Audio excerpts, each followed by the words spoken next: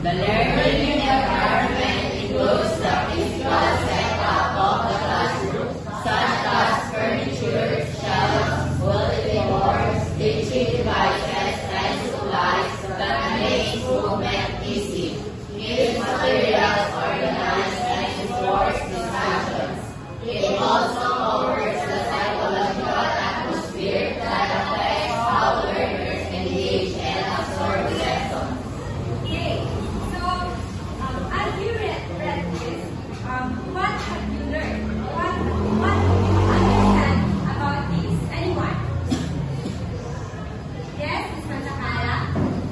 What I have understand that it says that the environment in the classroom also affect how we learn. Example, if you have like dirty environment, so sometimes nag-distract tayo in the classroom. But if you have a neat or clean environment, so that hindi tayo nag-distract or nakaka-focus tayo sa classroom. Okay, excellent. Ms. Mantakala, can you please give her a mock clap?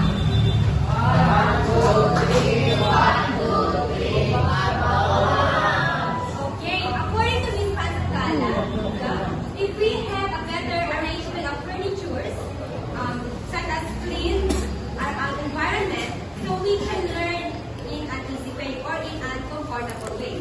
So of course, arrangement of furniture is really crucial in our classroom.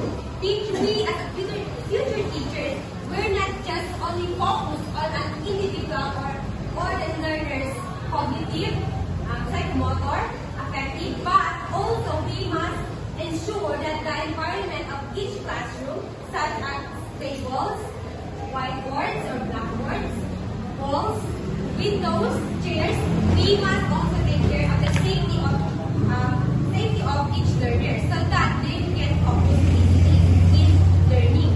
So that's all. Thank you so much.